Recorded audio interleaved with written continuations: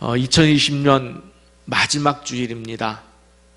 코로나로 인해서 어느 해보다도 어렵고 힘들었던 올 한 해, 여러분 모두를 주님 안에서 수고하셨기 때문에 여러분 한 사람 한 사람을 정말 주님의 이름으로 안아주고 칭찬과 격려를 보내드리고 싶고, 또 하나님께는 영광과 감사를 마음껏 올려드리고 싶습니다.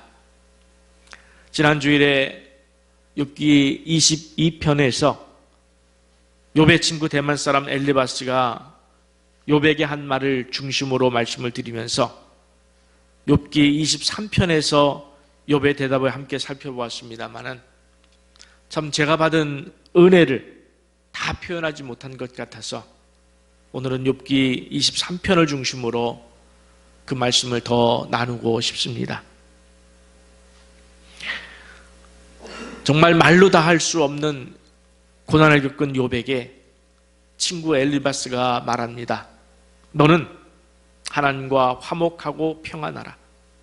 그리하면 복이 내게 임하리라.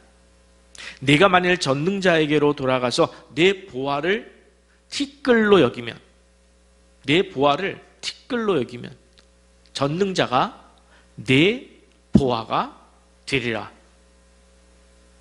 이 말씀 가지고 하나님이 내 보화가 되리라 라는 제목으로 지난주에 말씀드렸는데, 여러분 이 한 주간을 사시면서 마음에 하나님을 여러분의 유일한 보화로 삼고 살아보셨습니까?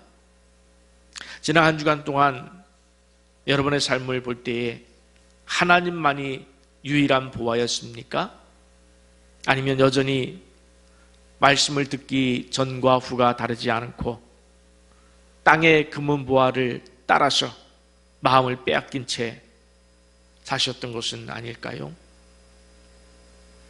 지난 주일에 우리 그리스도인의 삶은 세상과 비교 불가의 삶이라고 말씀을 드렸습니다. 그렇기에 세상에서 아파트 값이 치솟는다, 증권가가 주식이 값이 치솟는다, 또 주변 사람들이 세상 지위가 높아진다, 별 상황과 이야기들이 들려온다 할지라도 우리 그리스도인은 그런 것을 가지고 내가 그런 것을 가졌기 때문에 또 없기 때문에 그런 것 때문에 교만하거나 좌절할 것이 없다고 말씀을 드렸습니다. 제발 부탁합니다. 하나님을 바라보세요. 그러면 그런 것이 있다 할지라도 교만하지 않고 그런 것이 없다 할지라도 좌절하지 않습니다. 왜 그렇습니까? 우리에게는 세상에 없어질 것과는 비교할 수 없는 영원한 하나님의 손길이 있기 때문인 줄 믿습니다. 그 손길은 지금도 여전히 움직이고 계셔요. 믿습니까? 여전히 하나님의 손길은 여러분의 삶 가운데 작동하고 있다는 사실을 믿으시기 바랍니다. 그분이 나를 아시고 그분이 내 주인이시기 때문입니다.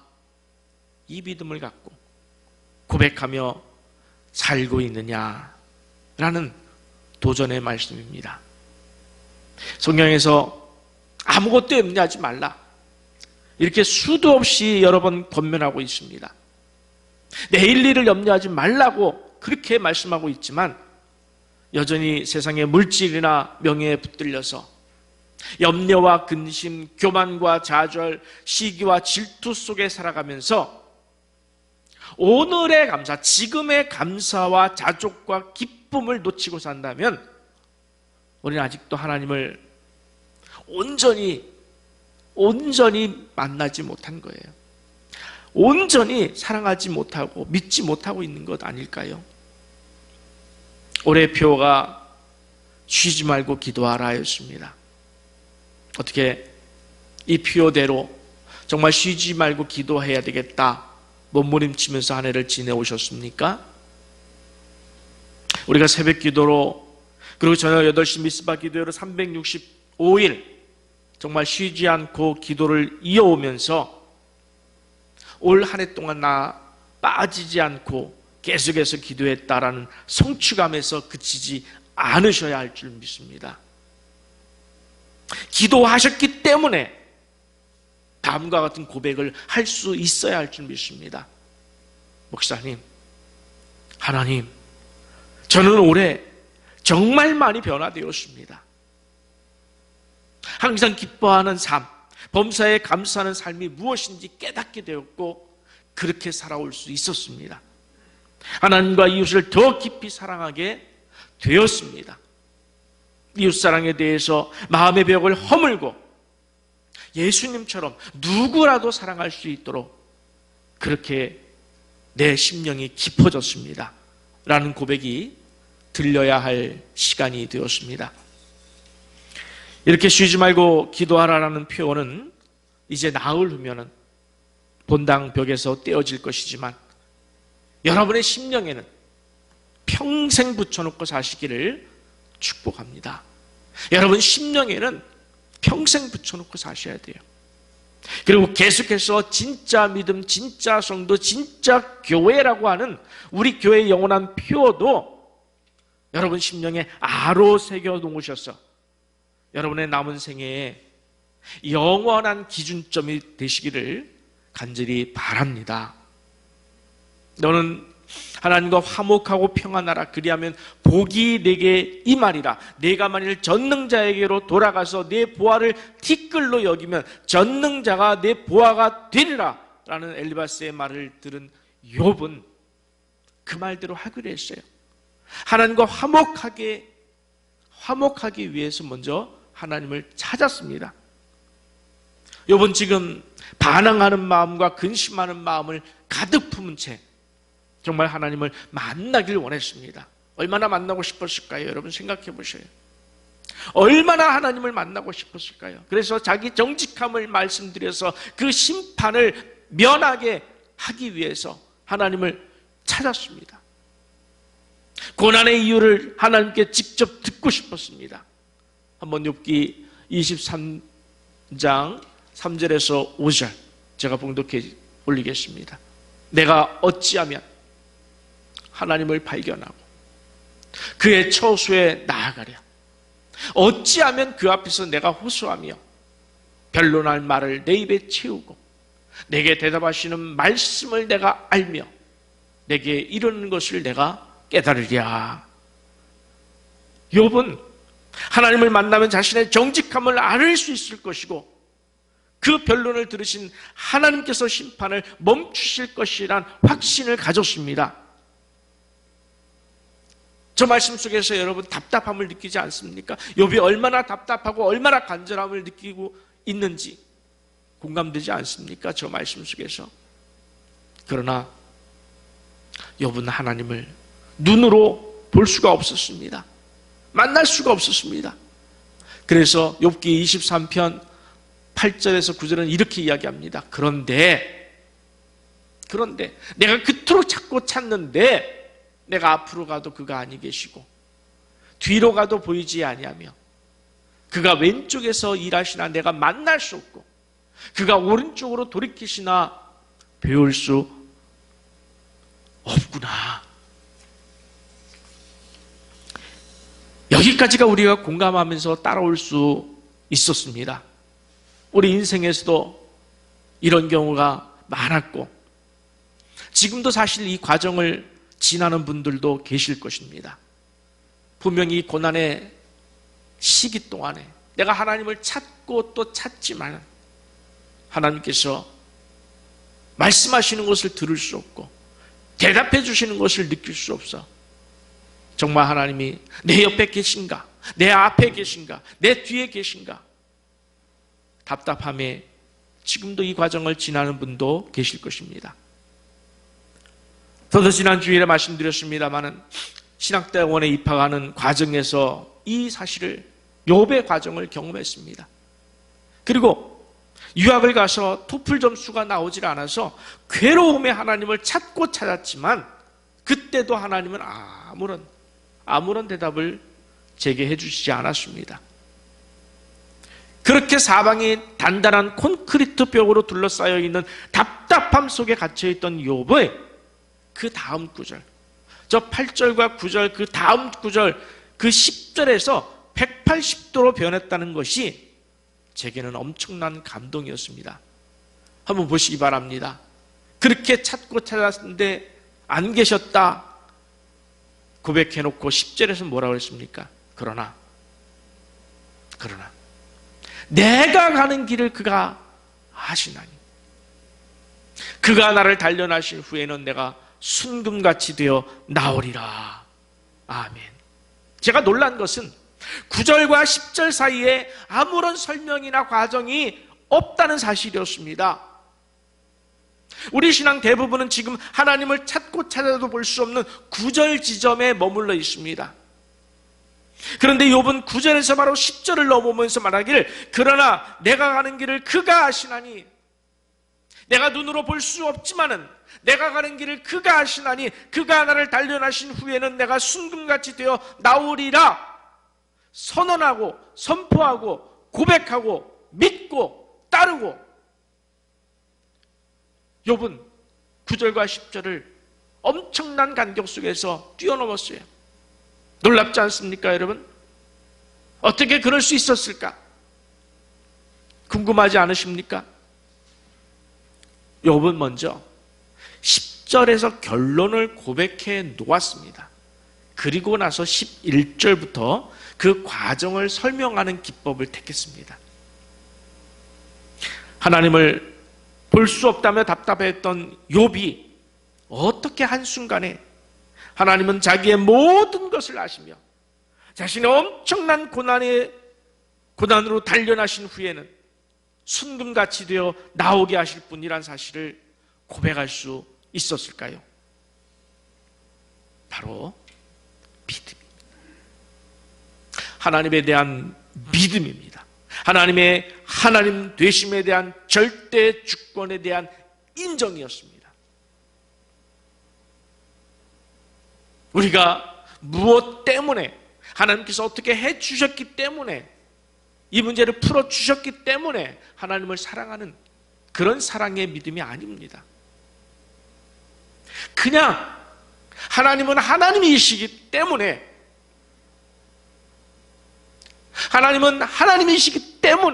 내가 그분을 사랑하고 내가 그분을 믿고 그분의 절대 주권을 믿고 의지하겠습니다 라는 선포예요. 한번 같이 욥이 어떤 과정을 통해서 그런 놀라운 고백을 했는지 13절부터 15절을 보겠습니다. 그는 뜻이 일정하시니 누가 능히 돌이키랴. 그의 마음에 하고자 하시는 것이면 그것을 행하시나니 그런즉 내게 작정하신 것을 이루실 것이라. 이런 일이 그에게는 많이 있느니라. 그러므로 내가 그 앞에서 떨며 지각을 얻어 그를 두려워하리라. 아멘. 어쩌면 여러분 10절의 말씀보다도 이 13절부터 15절에서 주시는 이 말씀에 더 밑줄을 긋고 싶은 마음이 들 수도 있어야 돼요. 아, 하나님은 그런 분이셨구나. 하나님은 그런 분이셨고 욥이 그런 하나님을 만났기 때문에 10절의 고백을 할 수 있었구나. 깨달을 수 있길 바랍니다. 욥은 고난 속에서 깨달았습니다. 여호와 하나님의 뜻은 일정해서 누구도 변하게 하지 못하리라는 사실을 깨달았습니다. 그분이 하고자 하시면 하는 것이다. 여러분, 이 말씀이 은혜가 됩니까? 아니면 싫으십니까? 그분이 하고자 하시면 하는 것입니다. 믿습니까? 내게 작정하신 것은 다 이루실 것입니다. 왜? 그분은 창조자 하나님, 조성자 하나님. 이사야 43장에서 말씀한 너는 내 것이라 하신 그 하나님이기 때문에 지금 욥은 절대 주권의 하나님의 본질 앞에 서서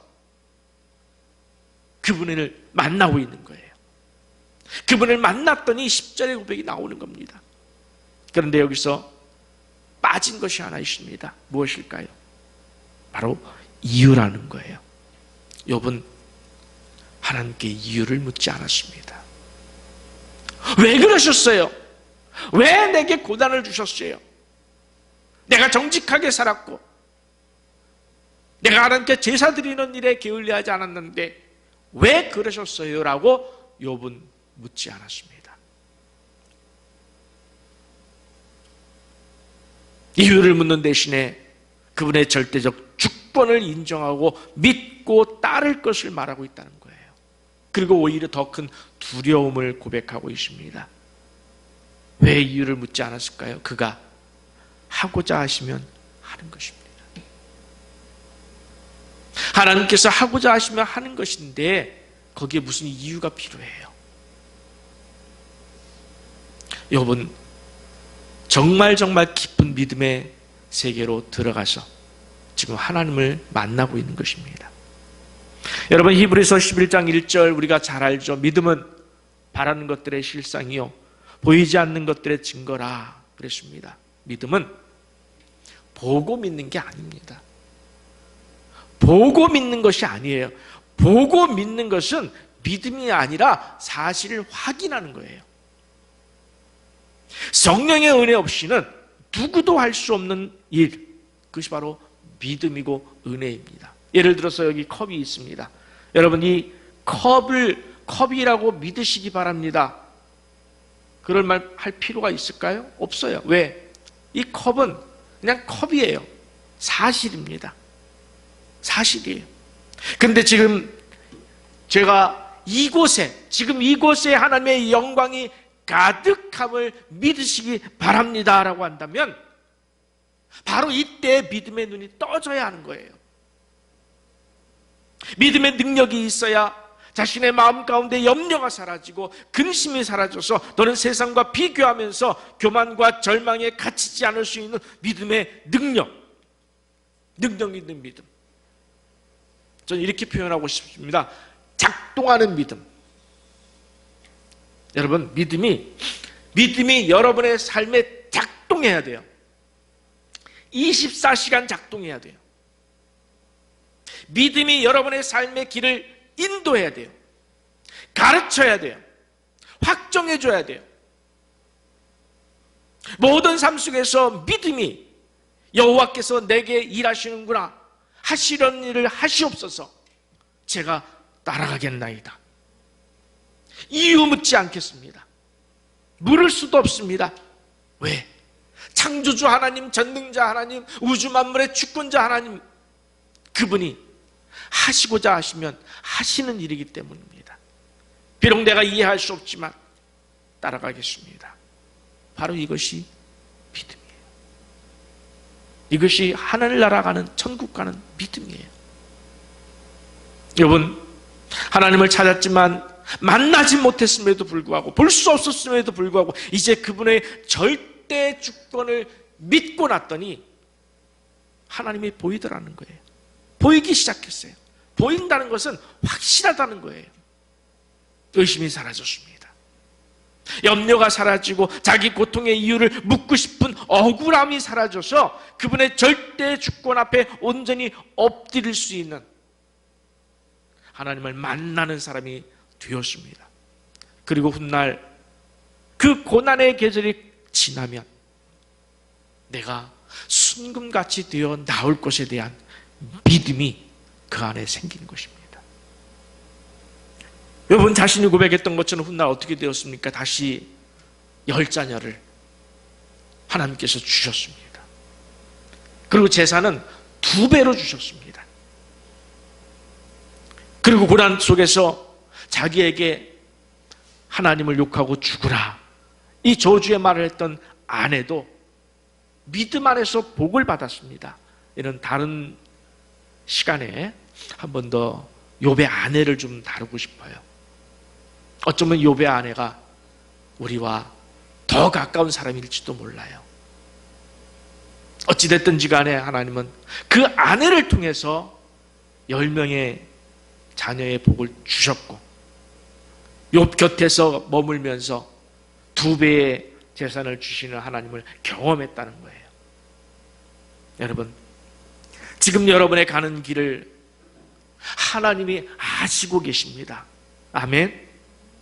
여러분의 아픈 마음도 아시고 계시고 슬픔의 환경도 아시고 계시고 괴로움의 고통도 전부 다 아십니다. 그리고 또 아시는 것이 있습니다. 내 내일의 삶을 아시고 영원한 삶도 아십니다. 영원히 자기 백성 삼으실 것이고 삼고 나아가실 것인 줄 믿습니다. 여러분, 현재만 보니까, 자꾸 현재만 보니까 원망과 불평과 근심이, 교만과 절망과 시기심이 나를 엄습하는 거예요. 여러분, 현재를 보지 마시고 약속을 바라보시기 바랍니다. 현재를 바라보지 마시고 약속을 바라보세요. 약속을 바라보세요. 그 약속 가운데 우리에게 어떻게 일하셨는지 지금부터 과거를 한번 보시기 바랍니다. 과거를 보면 하나님께서 어떻게 일하셨는지를 볼 수 있지 않겠습니까? 어떻게 일하셨을까요? 여러분, 올 한 해 동안 하나님이 어떻게 일하셨습니까? 지나온 인생 동안 어떻게 일하셨습니까? 여러분을 안고 여기까지 오셨음을 볼 수 있는 영적인 능력, 영적인 실력이 여러분에게 있으시기를 축원합니다. 지난 11월 30일에 저희 장모님 이종순 사모님이 소천하셨습니다. 그 과정에서 자녀들이 받은 은혜를 여러분과 함께 좀 나누고 싶습니다. 어머니는 1년여 전에 요양원에 들어가셨고 올 봄부터 코로나가 발생해서 면회가 일절 금지되었습니다. 그 요양원은 발생하자마자 차단시켜버렸어요. 아예 유리막에 이런 면회라든지 이것조차도 없어요. 그냥 완전히 차단됐습니다. 참 뵐 수 없다는 것이, 뵐 수 없다는 것 자체가 자녀들에게는 아픔이었고 고통이었습니다. 그런데 설상가상으로 어머니께서 폐렴에 걸렸다는 소식이 왔습니다.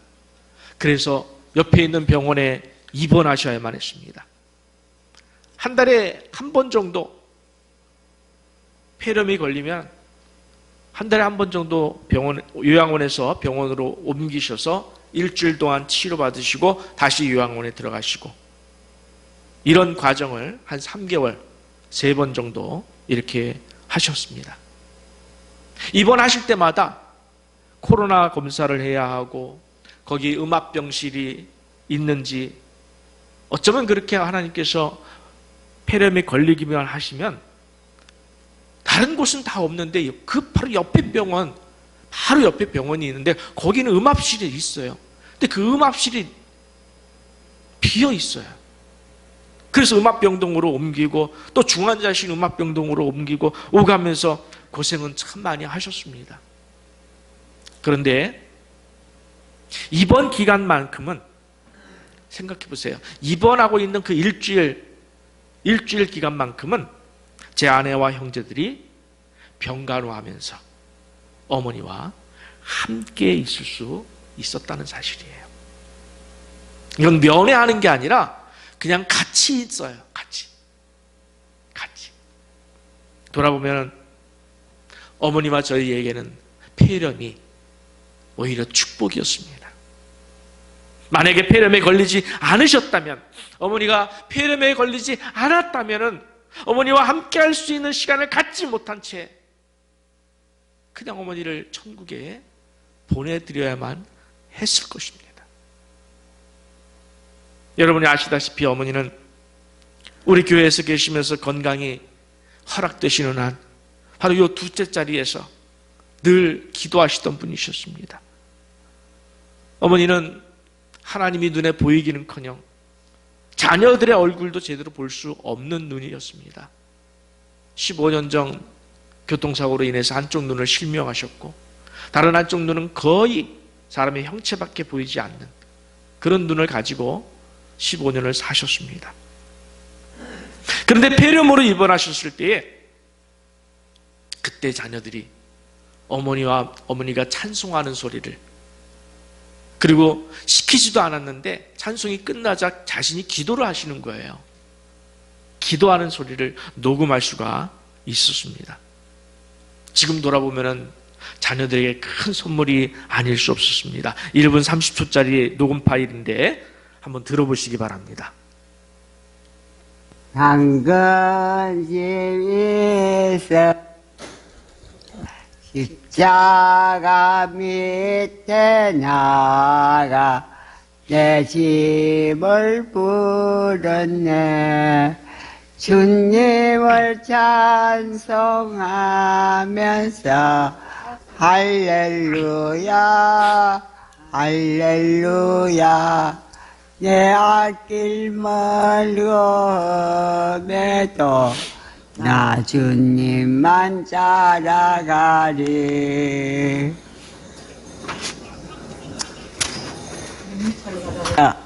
지나간 밤에도 잠 잘 잘 수 있도록 도와주신 아버지 하나님의 은혜를 고맙고 감사합니다. 주님께서 우리를 지켜주시고 살아가신 아버지 하나님이시오. 주 안에서 우리를 살아가야 주시오. 오늘날까지 지켜주신 내 아버지 하나님의 은혜를 고맙고 감사합니다. 주님 앞에 갈 때까지 너 지켜주시오. 주님의 사랑과 은혜 가운데 축복하여 주시오. 아버지 앞에 영광 돌리며 내 아버지 하나님의 뜻대로 늘 살기 원하였으니 귀한 딸 만들어 주시옵소서. 예수 이름으로 기도합니다. 아멘. 아멘. 여러분, 여러분의 길을 여호와 하나님이 지금도 아시고 계신 줄 믿으시기 바랍니다. 지금도 하나님은 보고 계신 줄, 듣고 계신 줄 믿습니다. 그래서 욥이 고백합니다. 11절 12절입니다. 내 발이 그의 걸음을 바로 따랐으며 내가 그의 길을 지켜 치우치지 아니하였고 내가 그의 입술의 명령을 어기지 아니하고 정한 음식보다 그의 입의 말씀을 귀히 여겼도다. 이 고백은 하나님의 절대 주권을 인정한 데서 나오는 고백이에요. 욥은 자신이 겪은 고난이 하나님의 깊으신 경륜 속에서 일어난 일임을 인정하였습니다. 결국에는 순금같이 되어 나올 것을 믿었습니다. 그래서 그 길을 따르기로 작정을 했다는 거예요. 작정을 하십시오. 여러분도 작정하십시오. 내가 하나님의 길을 따르리라.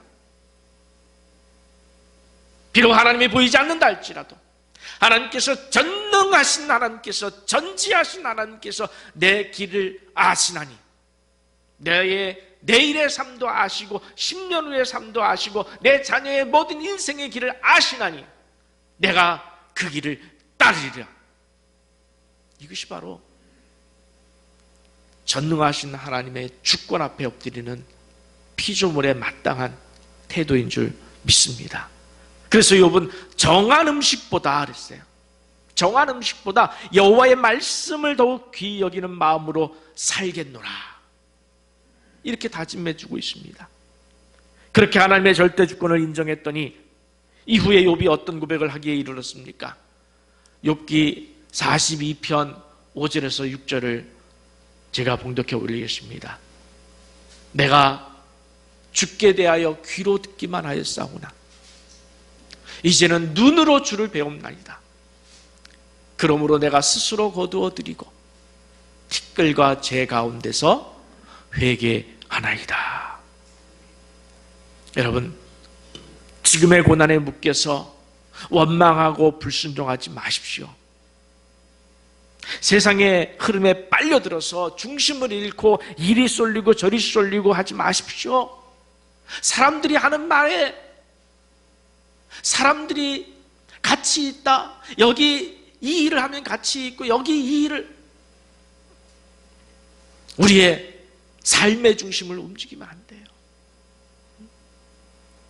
우리의 삶을 주관하시고 계신, 아니 우주 만물을 통치하시고 계신 주인이시며 우리를 택하사 자녀 삼으신 하나님이 내 삶의 유일한 기준임을 다시 한번 고백하시기를 바랍니다. 비록 눈으로는 볼 수 없을지라도 그분의 깊으신 경륜을 믿고 따라가다 보면은, 그래서 항상 기뻐하고 쉬지 말고 기도하고 범사에 감사하다 보면은 시간이 지나 훗날에 하나님께서 고난과 아픔 속에서도 바로 오늘이라는 이 시간, 여러분 1년 후에 오늘이라는 이 시간을 돌아봤을 때에 그 고난 속에서라도 나를 안고 가시고 계셨음을 욥처럼 내가 눈으로 주를 배옵나이다 고백할 수 있을 줄 믿습니다. 그런데 그 다음에 나오는 것이 있어요. 욥은 티끌과 재 가운데서 회개하나이다. 드디어 회개합니다. 이렇게 고백을 했습니다. 우리는 이것을 반면교사로 삼아야 돼요. 우리는 욥처럼 회개할 일을 만들지 마십시오. 욥이 무엇을 회개했습니까? 하나님을 원망했고 불평했던 마음을 회개하는 거예요. 고난에 깊어진 그 시간에 하나님을 원망했고 불평했던 그것을 회개한 것입니다. 우리는 그것을 보아서라도 오늘 당한 고난 속에서 불평하지 마십시오.